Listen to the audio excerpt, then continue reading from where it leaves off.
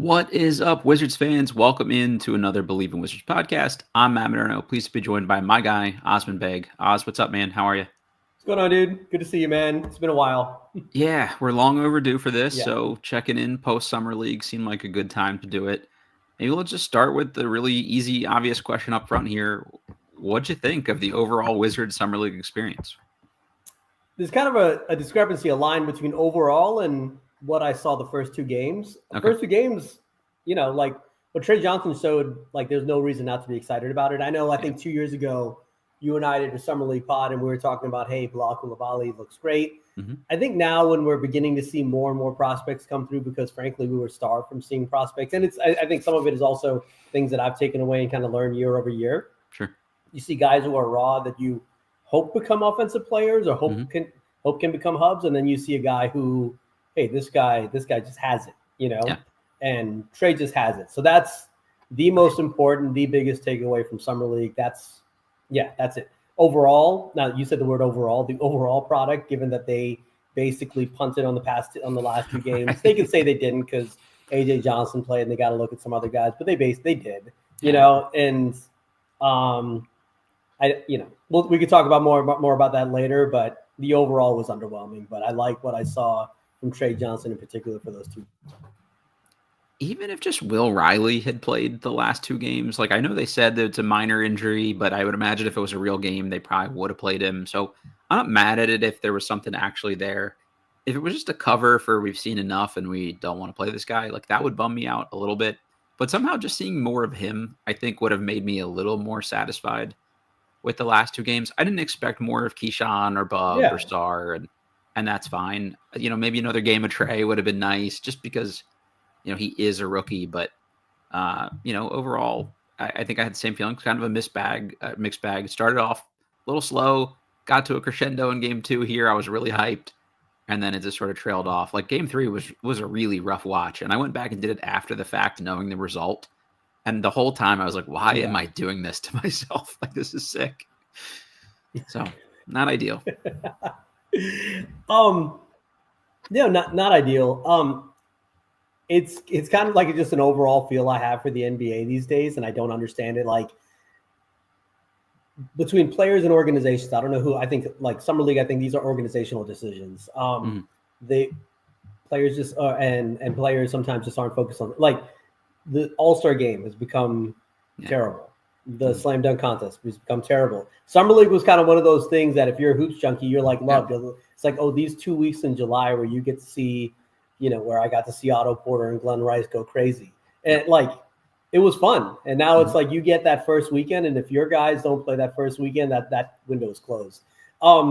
But again, overall, I liked it. I would have liked to see Will Riley play more. I would like to see Trey at least get one more game without the 3 second-year guys, because I think for him in particular, like we saw him, but the usage wasn't too high or the touches weren't too high. I like him in a more featured on-ball, like not on-ball running point, but just having the ball in his hands a lot more. 40% usage for the whole game or something. I would have liked to see one game because, frankly, with him, I think he will evolve into that type of role over time where he is your 1 or 2 option on offense. So why not just see it for a game, So I would like to see, and Will Riley had a couple of good moments at the end of the Brooklyn game. The second game. And it's one, and again, with him, it's like, was that really enough where, unless it is like an actual injury, but it's, like, hey, what would the harm have been in seeing him more? Because frankly, it's not like there are high expectations for him or to play a lot this year because of the volume at the wings, So that's kind of a missed opportunity in my. Yeah, Trey's going to get the minutes. Like, I think Will is going to have to really fight and be a second half of the season kind of guy for like a real, share of the rotational minutes. So as much as we could have seen from him up front would have been cool, but it is what it is. So yeah, I'd imagine it's probably some like minor little tweak kind of thing. It's not a big deal. Probably could have played if he had to. But this Summer League roster was basically constructed with like, here are our guys, and then here are the everyone else's. And I thought a few of the other guys would have looked better mixed in with the main guys. But when all of a sudden it goes from like 100 to 0, and you've got Keyshawn Gilbert now in a featured role, as opposed to like a complimentary guy, it just, those guys weren't put in a situation where I think they were going to look their best anyway. So, We'll see. Just a couple overall thoughts for anybody who didn't watch it. The third game was the Philadelphia 76ers beat the Washington Wizards 74-58. Again, no, that is not a halftime score. That is the final score of that game.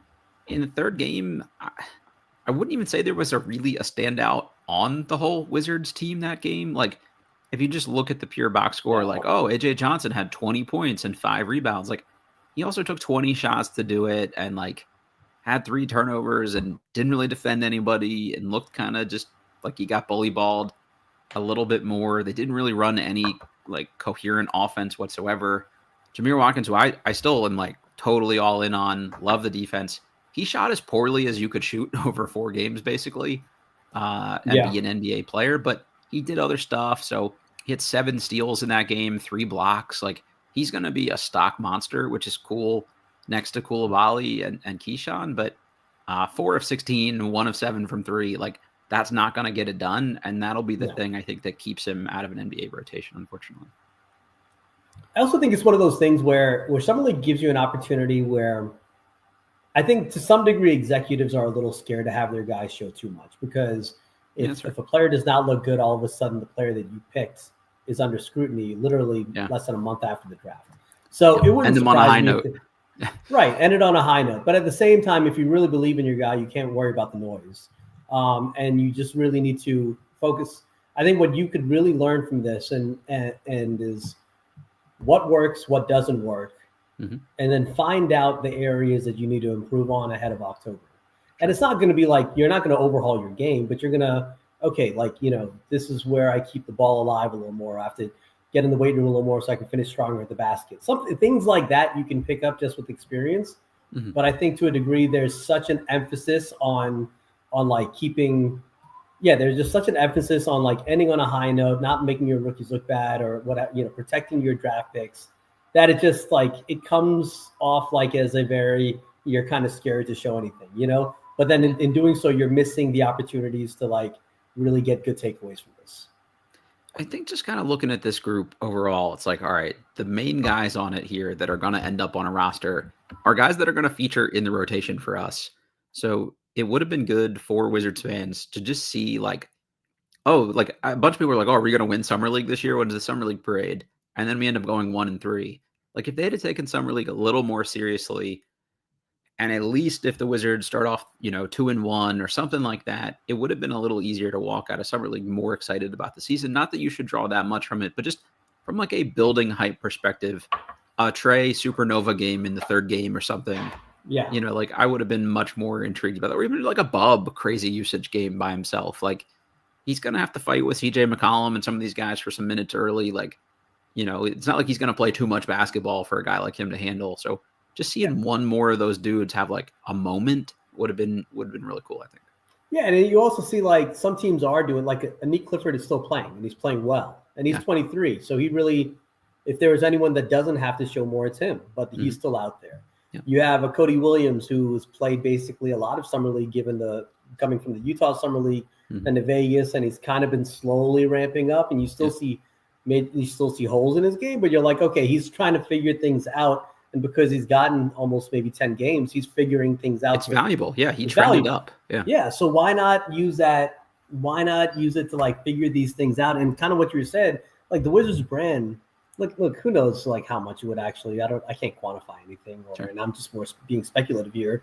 But for a team like the Wizards, wouldn't like a good Summer League showing and getting into that top 4 to be in the playoffs, and having like a Trey put up like a 30, 35-point game, or like a Bub or a Sar doing something spectacular, wouldn't that just be kind of good for the brand and good for the overall Wizards vibe? I would think it would, The vibes would be good. It couldn't hurt, right? Yeah, exactly. There's no way it would be a negative. At some point, like, they've got to do what they've got to do from a business perspective. But if you are Ted, and I'm glad he's being patient with it, so I'm not trying to be hypocritical here, but at some point, the goodwill of this fan base will start to run low, especially if they start the year off like 5-20 or something, worse than that even. Like, so, a few good moments to kind of give them a little extra goodwill, I think would have been healthy. Let's talk about the fourth game here for a minute. It was a little more competitive. It started out slow, and then they got kind of going a little bit here, and it was good for a half. But they ultimately lose 86-76 to the Jazz. I think there were a few more maybe bright spots. And this one, it was definitively AJ Johnson's best game. Yeah. He was 10 of 16 from the field, 2 of 5 from 3. 2 of them looked like very clean and fluid. And I was like, oh, I love this. Like, do that every time. He had 5 rebounds, 3 assists, still 3 turnovers, but he just has to foul a lot because he's so skinny. He picked up 5 fouls, but overall was probably the bright spot on the team. Jameer again, 5 of 15, which again, not going to get it done. No, especially considering he's open on a lot of these shots. So it's just they are not guarding him. Yeah, they're not guarding him. These shots are open. I'm confident that he'll get to a respectable point. Yeah, I think but so. He just has to get there. Yeah, it's going to be a bit, and I think sometimes that's worse. In a setting like that, you're a little nervous. In games 3 and 4, you're finally getting like starter minutes, and now teams are like turning their back to you before you even like start your shooting motion. Right. But he's not shy about getting them up. He went 2 of 10 from 3, and it was like a very like Antoine Walker, like I'm gonna get these shots, or Deion Waiters, or like that kind of vibe of guys that just like I'm not embarrassed because I missed the first 10. But again, he had 7 rebounds. Had 3 assists, 2 steals, 1 block again, 1 turnover. Did pick up 6 fouls. He was super aggressive. Leaky Black had a double-double, 10 points, 7 rebounds, 4 assists, 2 steals, 4 blocks. He's a guy, we said it before Summer League started, he's a 3-point shot away from being an NBA player, and I believe that. And still like an end-of-rotation guy, but an NBA player. And for him, he shot 36% from the field, 25% from 3 as an older player in Summer League. I liked Leaky. I'm happy to see him back on the G League team, but I did find myself wondering, like, he played 33 minutes in the 4th game, and he played 28 minutes in the 3rd game. Like, he was a pretty known commodity coming into Summer League. So the decision to like force feed him minutes was like a little strange to me personally, but maybe they thought they needed like a veteran stabilizer. I don't know, but it was just, I found that a little weird. Yeah, I thought so as well, for sure. Question from the chat here. Andrew Addison, do you think the front office could have made more of an effort to bring in more interesting undrafted free agents? Feels like DC could have been marketed as an opportunity for guys who want to prove they belong. I get your point. I think it's almost the opposite, though, because if I'm an agent, I look at this and I say, they're only going to play so many young guys, and they've just drafted 10 of them. So, like, they are only going to care about their dudes. And we saw that in the first 2 games. It was basically, the 6 draft picks, play meaningful minutes. And then nobody else really got a meaningful share of it. So there are guys like Dylan Jones was a draft Twitter favorite the year before. He just won an NBA championship, albeit not contributing to it much. But like Kadari Richmond was a pretty big name. Keyshawn Gilbert was one of the better players in the Big 12. So it's not like they were totally nobodies here. I found the decision to not have another more viable big man on the roster really strange, considering it was probably going to be the case where Sarr only played 2 games, and then Liam Robbins like did not look comfortable or ready to play like any minutes whatsoever. Robbins finishes this Summer League averaging 12 minutes a game, 2.8 points, 1.8 rebounds. Only he had he had 1 block the whole time. Like it's just I know it was just a steep. It fell off a cliff. Yeah, it was bad. It was bad. Yep, I agree. But you almost kind of see that on the roster at the 5 also. It's Sarr, then it's Bagley and Vooks, and it's like it's a cliff there too. Yeah. To your point, to the point of the question. Sure. I think that opportunity for agents to kind of guide players here.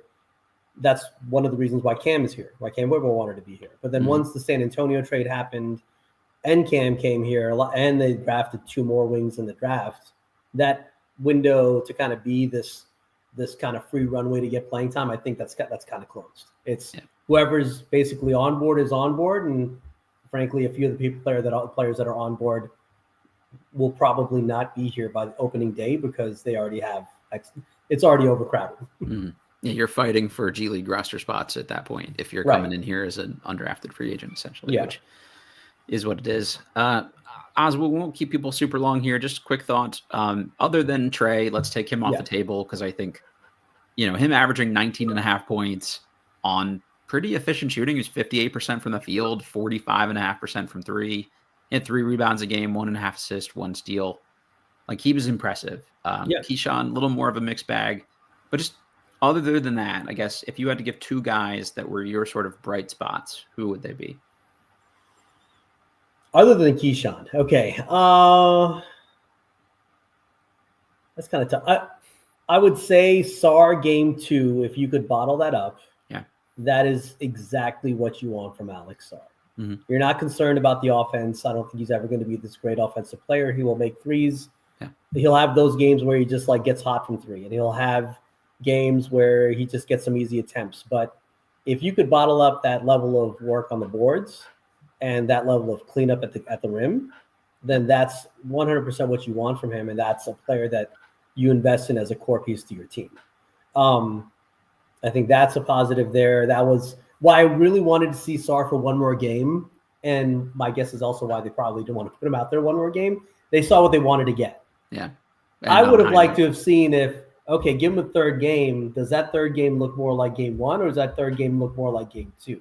Because then you kind of find out a little bit more about the motor. Can you sustain that motor the majority of the time versus 1 out of 3 games? So that's it. On the negative side, I think, look, I think given how much notoriety or how much Bub is talked about, I pretty much saw the same player that I saw last year.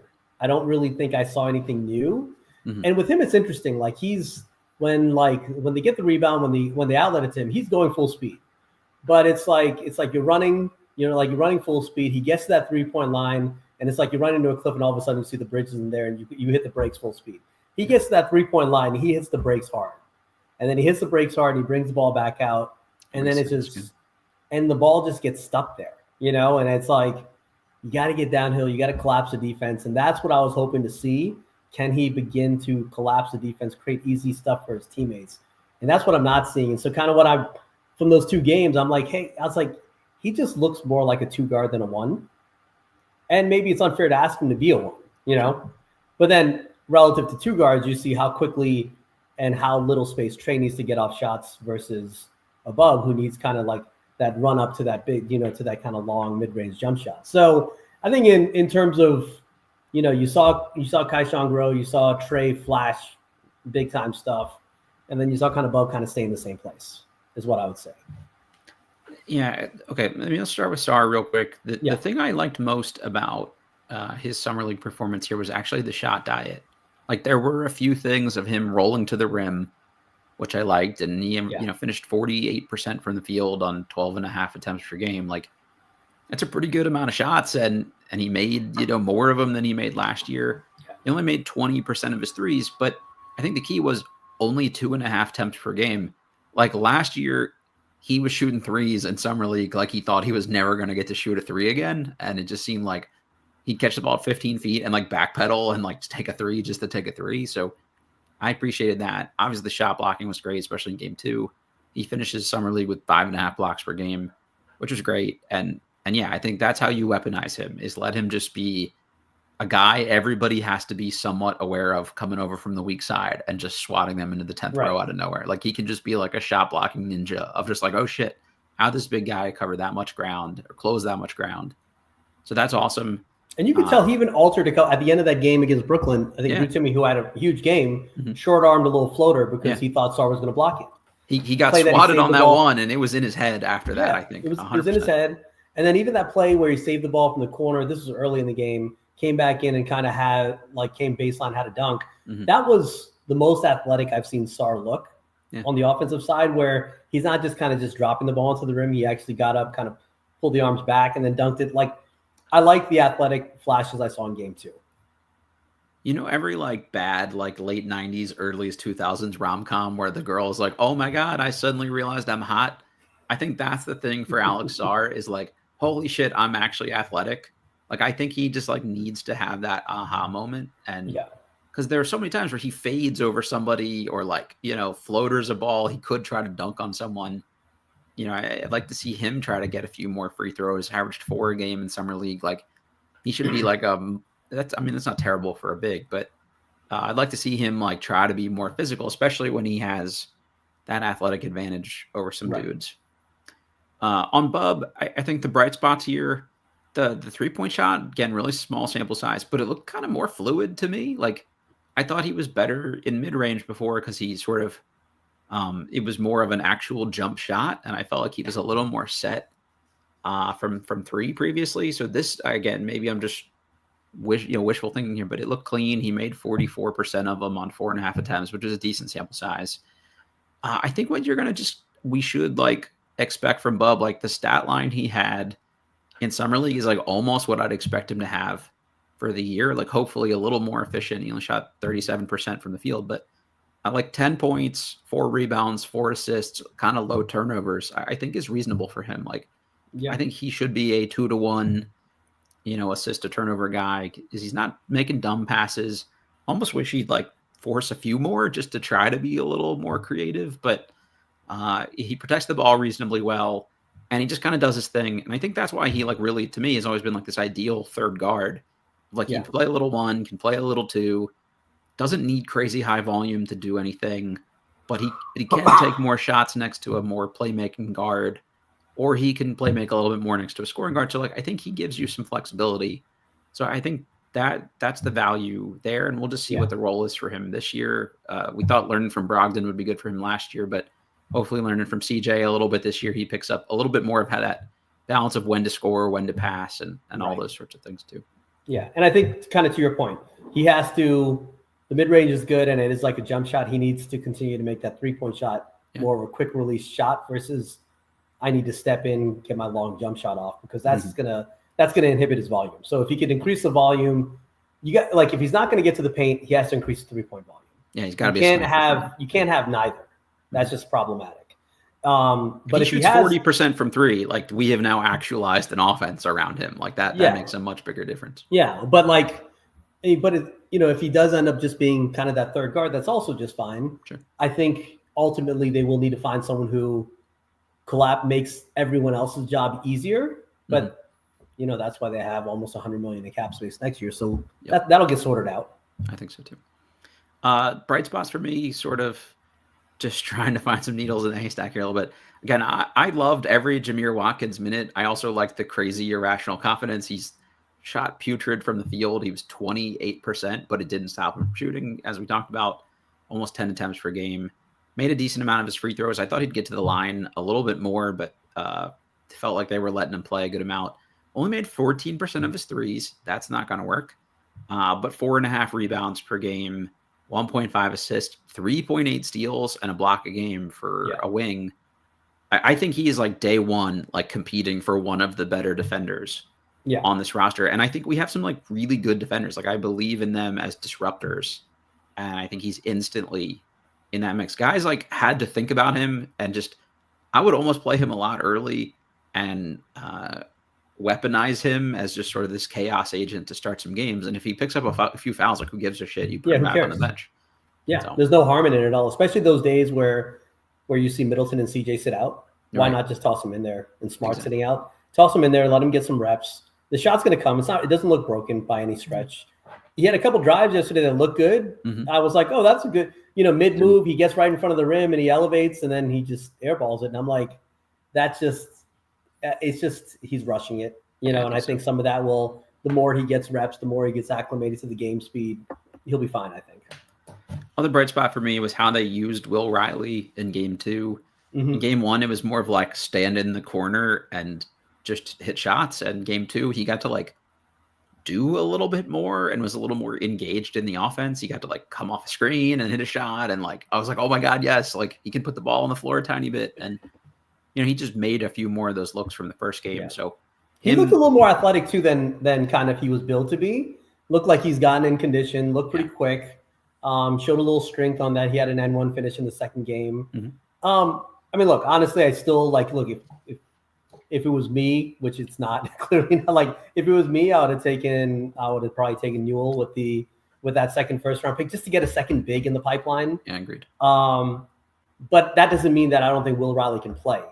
And who knows, maybe when this whole gluttony of wings gets sorted out, maybe he's one of the last guys standing and all of a sudden it looks like a great pick. So I'm not going to slam the pick by any means. I think I just would have preferred a big or another point guard, but I think he could play. It's just, it might require some patience on his part and kind of on the fans' part, because I don't think the path is there immediately. But again, in a year or two, when like Bilal comes up for an extension, when all these other people, like maybe maybe that's what they're viewing. They're like, if no one pops, we'll trade him and he'll be next man up, you know? I think that's the thing of like, if we don't want to, if we haven't seen enough to invest in a guy, we'll just take a shot at the next one in the depth chart. But also packaging these guys up for some other deal to fill up some of that cap space. Like, you're not signing a $50 million a year free agent. You were probably having to trade for them. Yeah. And being able to throw in a couple wings as sweeteners, like we're seeing this with other teams. Like, you even look at what like Houston's doing. They had a glut of wings, and I think that's been an advantage for them to at least get their name in the mix in some of these trade conversations. And ultimately, Cam's not a part of a deal like that, but he became expendable because once they trade all the other guys, they didn't need to trade him still in that deal. But it's good to have those options. You see it with OKC. If somebody does price themselves out of your window, you're willing to pay for them. Okay, well, there's a couple other guys in the mix here, and we can always go out and get a cheap, competent, center to fill some things out, or maybe the money goes to De'Aaron Fox or one of those kind of guys. So yeah, even in a case like Fox where San Antonio traded picks for him, they're more likely to trade him versus just letting him walk for nothing. Right. So, like you said, I think what we learned this summer in free agency and what's kind of been stating is that if you want to spend your money, it's more a trade game. Yep. The guys who walk cleanly are the Nickeil Alexander-Walkers and Miles Turner got away, but you're not, unless you overpay like a Fred VanVleet. All-stars aren't happening. Yeah. Exactly. You got to buy low on a young guy that hopefully turns into an all-star maybe. Right. All right. Let's do underwhelming guys that we maybe thought there might be something there. I'm going to start this one. I was really underwhelmed by Dylan Jones, and there's a lot of guys in the draft community I respect a lot that kept telling me like, hey, I know it's Weber State, but like, he's so productive. It has to translate. I just didn't see it. And again, there were certain dudes where like summer league is just not the setting for them, and they look better as a complementary piece and structure or whatever. But this wasn't the setting. Like, he shot below 40% from the field. He shot 11% from three. Like, he's the only one on the team who shot worse than Jameer, and he just didn't do those other things. Like, he's going to be 24 by opening night. That's the thing. He's more of a finished product, not all the way finished, obviously, but like, this is not a raw 19-year. Like, if Will Riley shoots 11% from three, I can totally ignore it. Dylan Jones, you need to be ready for those moments, because that's the role you're going to have if the Wizards play you, is 15 minutes a game, come in off the bench on a night where people don't have it going, and just be ready to go. Like, you can't. Some guys need 25% usage to be, to ramp their way into it. And when you've been the man on a mid-major team, now you're this barely used piece. I think it's a mental shift, and not everybody can make that. So yeah, I'm not totally, if they gave up on him, I wouldn't be sad. If they chose to, give him some more time to figure some stuff out, it won't hurt my feelings either. But I wanted to see a little bit more there. Yeah, I mean, I was going to say Dylan Jones too, but I'll go to someone else. But on Dylan Jones real quickly. So I did not watch much of him leading up to last year's draft. So I kind of came in, fresh eyes. If you had told me that he was a first-round pick last year and I had not known anything about him, I would have called you a liar and probably just deleted. I was like, why? There was nothing about him that stood out. He did not look. He didn't look like an NBA player. I don't know what he brought to the table. Frankly, after seeing him, I would be a little mad at Sam Presti for not giving me more second-round picks to have taken him. Because now we just got to bite the contract for a year. I mean, he's one that I'd be stunned if they picked up his third-year option. So it's just 1 year. You're picking up the deal. It is what it is. Not a big deal. I think at first I thought when we made the San Antonio trade, I thought, okay, maybe some of those guys are going to be the ones to be like, nice. If there's no trade done, it wouldn't shock me if Dylan Jones doesn't make the roster. He didn't show anything to kind of warrant it, at least in this summer league sample size. But kind of going to someone else, AJ Johnson. I would say he's he had a good solid efficiency game yesterday. Fourth game was much better, I thought. Fourth game was much better, but just the way he plays, I think he needs to understand that's not translatable. He's not going to be a player where the ball gets to you and you're just going to be allowed to stop the ball. ISO and cook somebody. Side to side until you finally decide to go. It's just not going to happen that way. He needs to use his athleticism is his key. He needs to learn how to use it and just go and kind of just, get downhill, which he does a decent job of, but then there are times where he can finish, there's times where he can't finish, but it was way too much iso ball and inefficient iso ball. And it's not like I really care about the inefficiency when it comes to him. It just looked totally non-translatable. And if it's non-translatable, that's like kind of the one thing watching 20 years of Summer League, that what's translatable was not translatable. The way he was playing was not translatable. Unless you are really at like the very, very beginning of a rebuild where he's the only young player on your roster, no one's going to let him play that way. So kind of seeing him play that way and struggle that way, even though he came around, I wish they could find a way to capitalize on his athletic tools. That's my take. Like, he's so good in transition. Figure out a way to use him. I don't know what that way is, but figure out a way to capitalize on that. But as a half-court playmaker or initiator, he's not that. At least not now. That was my thing after the first game, second game. One of the two recap podcasts I did is just figure out how you want to use him if you're the Wizards and put him in those situations to try to like build off of those skills. And to me, it's like a Gary Payton II kind of guy. Like he's athletic enough to be like a point of attack defender or taller, more athletic Jose Alvarado. Like, he's not going to muscle guys. So like, let him just use his athleticism, pick guys up full court. He's always going to be able to catch up to them. And then can he be a slasher? Can he be downhill? Those things become more actualized if he gets strong enough to do them. Like, he's basically Hamidou Diallo from a few years ago, where he's 6'3" power forward, and he's got to be able to make a few shots. And they looked a little more fluid, like we said, in that fourth game. So hopefully there's something built on there and he got a little more comfortable. Yeah, with his jump shot, you could tell, and it's like this is kind of one of those things too. He's like kind of a push jump shot from from his center. So when he misses, it always goes right. Yeah. If you watch AJ Johnson shoot in some of the practice clips that come out, if you watch him shoot in the game, when he misses, the ball goes to the right because it's an inside-out jump shot. Those are the type of things when you watch Summer League, when you watch training camp, after you haven't seen a guy for a few months, did they kind of clean up a few of those things? And so far he didn't. So, but it's like still he's extremely young, extremely raw. I've seen some people tweet like, "Hey, do you think he's going to make the roster?" Kind of just speculating out loud. I was like, okay, I'm sorry. What about what did you see from Dylan Jones that made you think, hey, I'm going to cut AJ Johnson and keep Dylan Jones? Yeah, if they were both 24 years old, it'd be a little different. He's a couple years younger, and at least the NBA trait is like top couple percent NBA athlete, and that's something that at least gives you some framework to build around. So I'm definitely with you. Only other disappointment to me, it's not even worth going individual names, but someone between Keyshawn Gilbert, Jonathan Pierre, Kadari Richmond, Zeke Mayo. I just thought one of that crew would pop, and I didn't know who it would be. I wanted to be Gilbert just because I liked what he did in that foundation of just like both a little bit of shooting and some defense at Iowa State. Kadari Richmond just can't shoot, and it's basically another like Leaky Black situation where like he's a really good athlete physically. I think he's going to be a defensive menace for somebody, but he's not quite as good. Like, he's almost like budget Jameer Watkins right now. Like, he's not as good a defender.